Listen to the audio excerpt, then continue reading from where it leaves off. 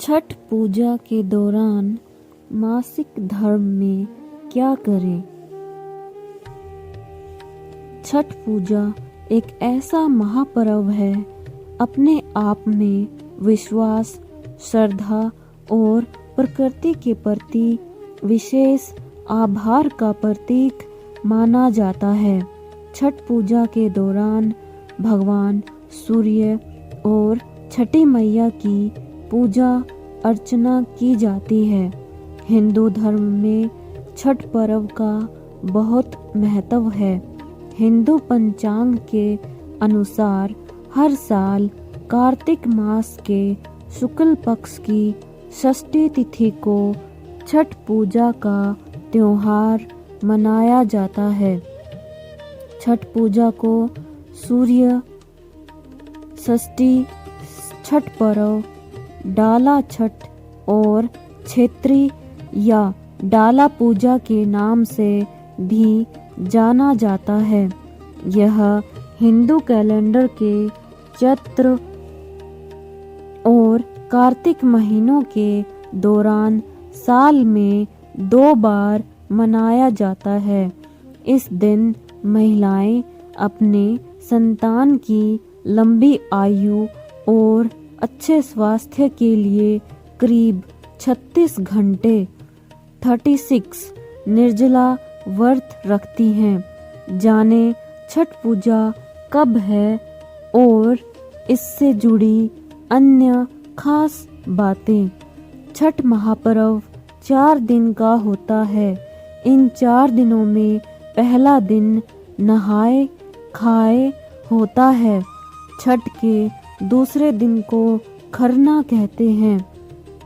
छठ के तीसरे दिन संध्या अर्घ्य होता है। छठ का अंतिम और चौथा दिन सुबह का अर्घ्य होता है। इस साल छठ महापर्व की शुरुआत मंगलवार के दिन है। नहाए खाए वाले दिन छठ करने वाली महिलाएं नहा धोकर भगवान की पूजा करती हैं, जिसके बाद बिना लहसुन और प्याज के खाने को पकाया जाता है। नहाए खाए वाले दिन घिया और चने की दाल से भोजन बनाया जाता है। छठ महापर्व का दूसरे दिन को खरना कहा जाता है। इस साल खरना नवंबर में बुधवार के दिन है और साल और तिथि के हिसाब से यह भिन्न भिन्न दिनांक तारीख को हो सकता है। खरना वाले दिन व्रती महिलाएं निर्जला उपवास रखती हैं। शाम के समय गुड़ की खीर को पकाया जाता है और उसे रोटी पर रखकर भगवान को अर्पित करने के बाद सभी लोगों में प्रसाद के रूप में बांटा जाता है। छठ महापर्व का तीसरा दिन संध्या अर्घ्य का होता है। यह तीसरे दिन संध्या अर्घ्य में पूजन किया जाता है। छठ पूजा का ये दिन बेहद अहम होता है। इस दिन व्रती महिलाएं सूर्यास्त के समय किसी भी जगह पानी के किनारे डूबते सूर्य को अर्घ्य देती हैं। चौथा दिन शुक्रवार को सुबह अर्घ्य के बाद अर्घ्य के साथ ही लोक आस्था का महापर्व छठ का समापन हो जाएगा।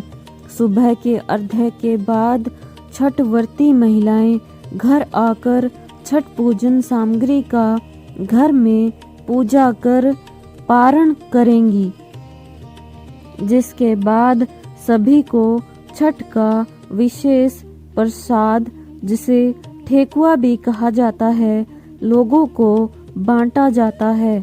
सूर्यदेव को जीवन दाता माना जाता है और छठ पूजा पर सूर्यदेव की पूजा करने से सुख, समृद्धि, सौभाग्य, मान, सम्मान, में वृद्धि होती है।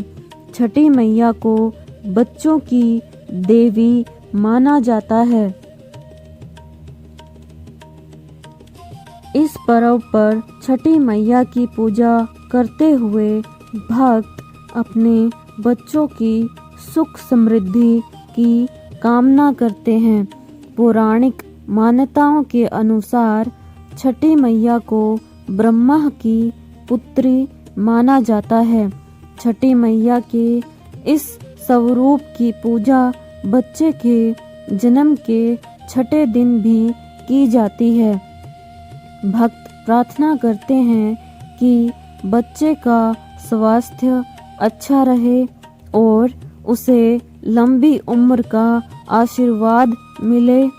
ऐसी मान्यता है कि कई लोग लगातार 4 दिनों तक गंगा या अन्य नदियों किनारे या तालाबों के किनारे रहकर सपरिवार छठ मनाते हैं। वहीं कुछ व्रती सिर्फ 2 दिन संध्याकालीन अर्घ्य और प्रातःकालीन अर्घ्य के दिन क्रमशः शाम और सुबह में घाटों पर जाते हैं। ज्यादातर लोग गंगा किनारे व्रत मनाने को प्राथमिकता देते हैं। इसके लिए कई परिवार सुविधा अनुसार गंगा किनारे रिश्तेदारों, दोस्तों या परिचितों के घर में भी जाकर छठ मनाने की प्राथमिकता देते हैं। इस पूजा के करने से लोगों की कामनाएं पूरी होती हैं और घर में सुख समृद्धि का वास होता है। छठ पूजा के दौरान इन विशेष बातों का ध्यान रखना आवश्यक है। इस दौरान अपने घर की साफ सफाई रखें। रोजाना अनुष्ठान करने को शुरू करने से पहले सुबह जल्दी स्नान करें। पूजा अनुष्ठान से पहले खुद की शुद्धि करें। नहाने के बाद नारंगी सिंदूर लगाएं, जो व्रती महिलाओं का पहला और मुख्य संस्कार माना जाता है। भोग प्रसाद बनाते समय साधारण नमक का प्रयोग न करें, सेंधा नमक का ही प्रयोग करें। इस दौरान शराब और मांसाहारी भोजन का सेवन नहीं करना चाहिए। तामसिक भोजन जिसमें प्याज और लहसुन शामिल हो, उसका सेवन भी इस दौरान वर्जित माना गया है। पूजा करते समय भगवान सूर्य और छठी माता को दूध अर्पित करें। रात्रि के समय व्रत कथा पढ़ें या सुनें, क्योंकि यह छठ पूजा के दौरान जरूरी होता है। पूजा के लिए फटी या इस्तेमाल की हुई टोकरी का प्रयोग ना करें। प्रसाद को सबसे पहले भगवान सूर्य व माँ छठी को अर्पित करें। इसके बाद व्रती फिर परिवार के अन्य सदस्यों के साथ ग्रहण करें। अब जानिए छठ पूजा के दौरान पीरियड्स या मासिक धर्म में क्या करना चाहिए। यदि किसी महिला ने छठ व्रत का पालन करना आरंभ किया है तो इसे हर वर्ष करना चाहिए। यदि छठ पूजा के समय पीरियड्स या मासिक धर्म आ जाते हैं तो कुछ महत्वपूर्ण बातों का ध्यान रखना आवश्यक है। यह मान्यता है कि पूजा में शारीरिक और मानसिक शुद्धता आवश्यक होती है, तभी छठी मैया प्रसन्न होती हैं।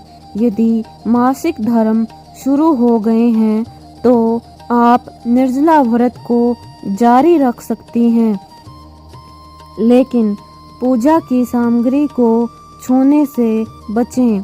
पहले, दूसरे या तीसरे दिन अर्घ्य देने से बचें और इसके बजाय घर के किसी अन्य सदस्य से अर्घ्य दिलवाने का प्रयास करें।